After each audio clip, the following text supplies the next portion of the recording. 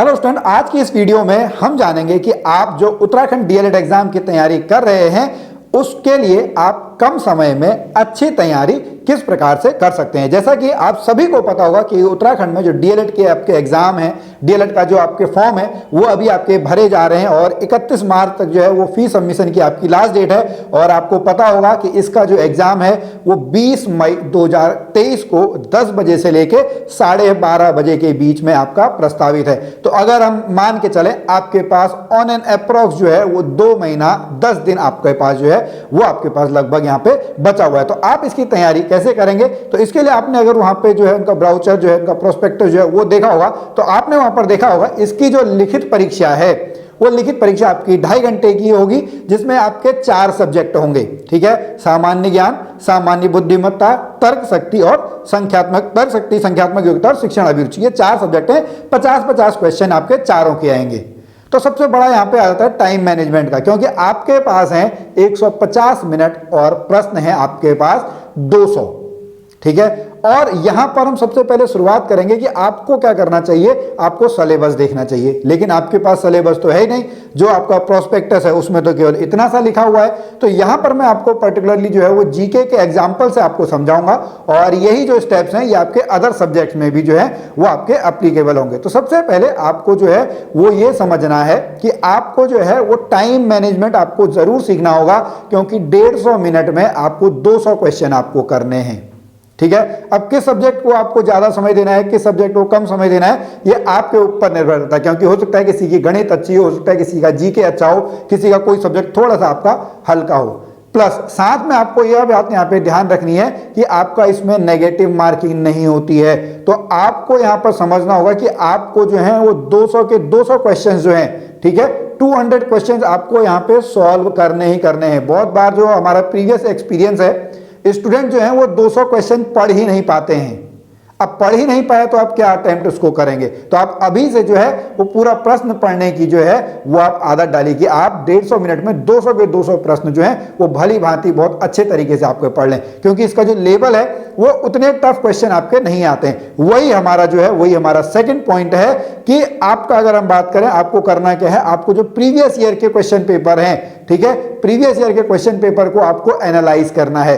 और अगर आप प्रीवियस ईयर के क्वेश्चन पेपर को आप एनालाइज करते हैं तो आपको पता लगेगा कि जीके में जो है आपसे हिस्ट्री पूछी जाती है, ज्योग्राफी के कुछ क्वेश्चन होते हैं, पॉलिटी के क्वेश्चन होते हैं, अर्थशास्त्र के क्वेश्चन होते हैं, साइंस के क्वेश्चन होते हैं, करंट अफेयर के आपके कुछ क्वेश्चन होते हैं और विविध के क्वेश्चन होते हैं। तो आपके पास लगभग जो है यहाँ पर जो है वो 7 आपके पास टॉपिक्स हैं और 50 क्वेश्चन आपसे पूछे जाने। तो लगभग अगर हम बात करें 7 से 8 क्वेश्चन जो हैं, ठीक है, 7 क्वेश्चंस जो हैं वो on an approx her topic से जो हैं वो आपके पूछे जाते हैं। तो आपको करना क्या है, आपको जो प्रीवियस ईयर के क्वेश्चन पेपर हैं वो आपको एनालाइज करने हैं। आपके पास नेट में आपको मिल जाएंगे 2014 का पेपर, 2016, 2019 और 2022, ये 4 पेपर आपको नेट पे जो है वो 4 पेपर आप लोगों को वहां पे नेट पे दिख जाएंगे। ओके, अब यहां पर अगर हम एनालिसिस की बात करें तो एनालाइज के बाद अगर मैं आपको जीके में बताऊं तो आपको यहां पे जो है जैसे खेल से रिलेटेड उनकी कोई ट्रॉफी है, ओलंपिक के ऊपर आपके क्वेश्चन बन के आ सकते हैं, बैडमिंटन के ऊपर क्वेश्चन बन के आ सकते हैं, ये कब किससे संबंधित है ये क्वेश्चन आपके बन के आ सकते हैं। ये आपको कहां से पता लगा, ये उसकी एनालिसिस से पता लगेगा।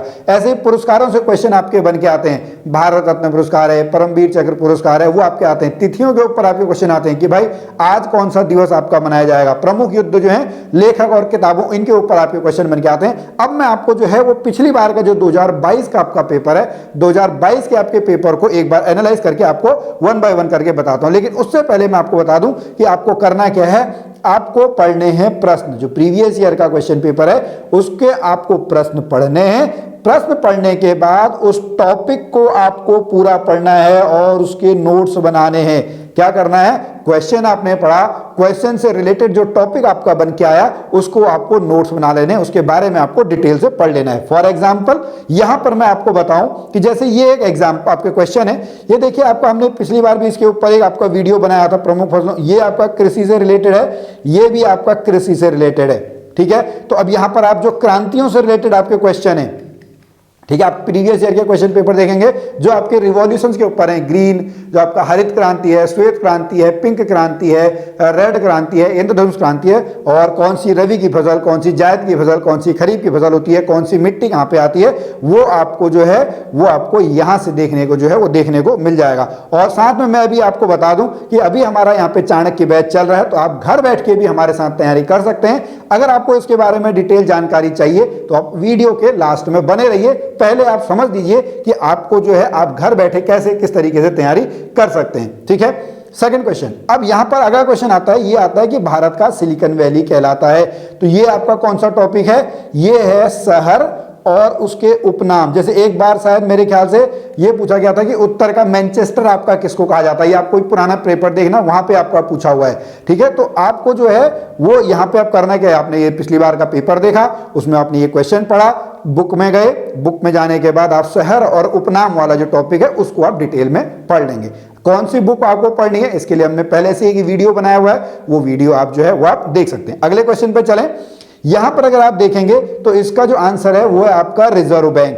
तो रिजर्व बैंक से रिलेटेड जितने भी आपके फैक्ट्स हैं कि भाई ये कब आपका बना था, इसके अभी के गवर्नर आपके, पिछली बार पूछा हुआ था क्वेश्चन में कि भारतीय रिजर्व बैंक के आपके गवर्नर कौन थे, ठीक है। तो ये आपका जो है रिजर्व बैंक के ऊपर आपका हो गया, कब आपका स्टेब्लिश हुआ था, कहां पर इसका जो है वो मुख्यालय है, वो आप एक बार ध्यान दे सकते हैं, ठीक है। अगला क्वेश्चन अगर हम बात करें, ये आपका पॉलिटिक्स है, तो वहां पे अनुच्छेद हो गए और संशोधन बहुत पूछे जाते हैं। हर पेपर में आप देखेंगे एक अनुच्छेद और एक संशोधन जो है वो जरूर आपसे पूछा हुआ होगा, तो वो टॉपिक आपको देखना है। फिर जो ये मैं आपको बता रहा था दिवस के ऊपर, प्रमुख दिवस जो है भाई, पर्यावरण दिवस कब मनाया जाता है, ठीक है। एक बार क्वेश्चन आया था राष्ट्रीय बालिका दिवस आपका कब मनाया जाता है। फिर हम बात करेंगे अगर हमारा योग दिवस कब मनाया जाता है, जैसे पिछले विश्व शिक्षक दिवस आपका आया हुआ है। तो इसके ऊपर जो आपका टॉपिक है दिवस, तो आप नोट्स बनाएं, वहां पे पूरे जो इंपॉर्टेंट डेज हैं वो इंपॉर्टेंट डेज आप वहां पे लिख लेंगे।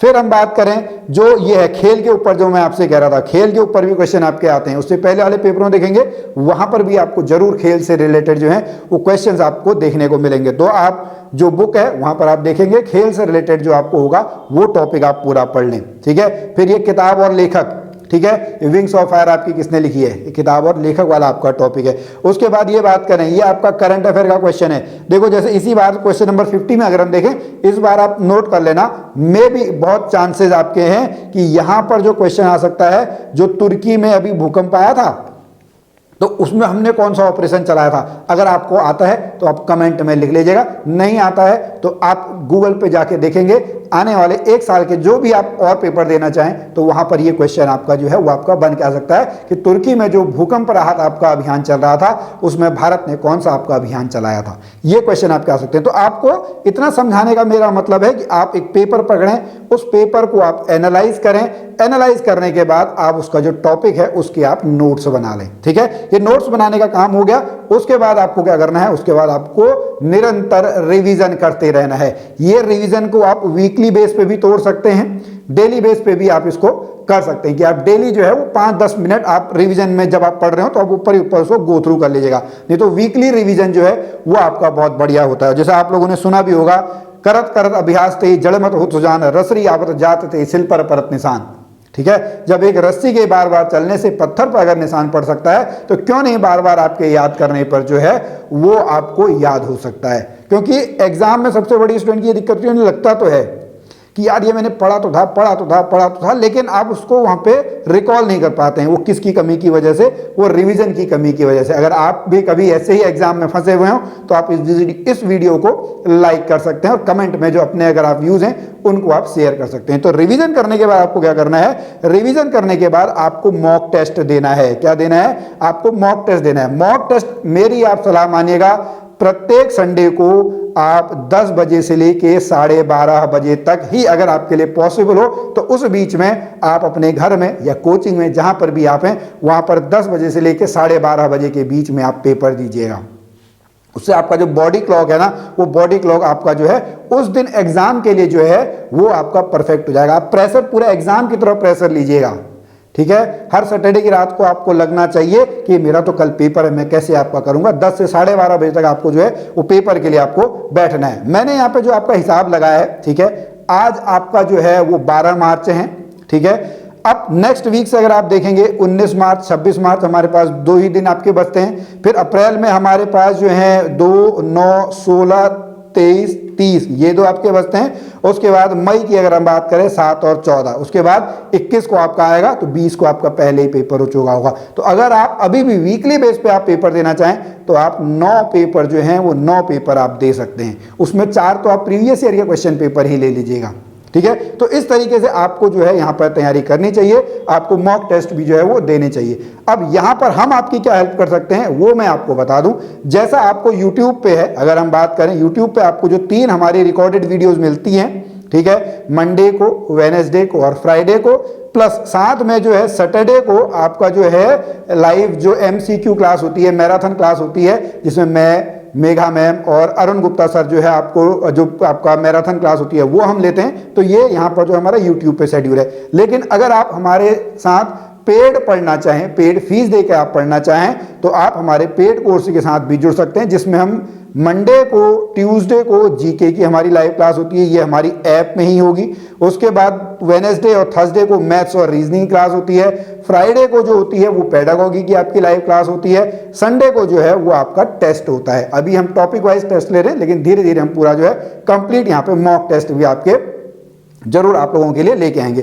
साथ में यहाँ पर आपको क्या होगा, अगर आप हमारे साथ जुड़ते हैं तो आपको रिकॉर्डेड वीडियोस मिलेंगी, आपको पीडीएफ मिलेंगे, आपको एमसीक्यू कराए जाएंगे, प्रीवियस ईयर के क्वेश्चन पेपर आप लोगों को कराए जाएंगे।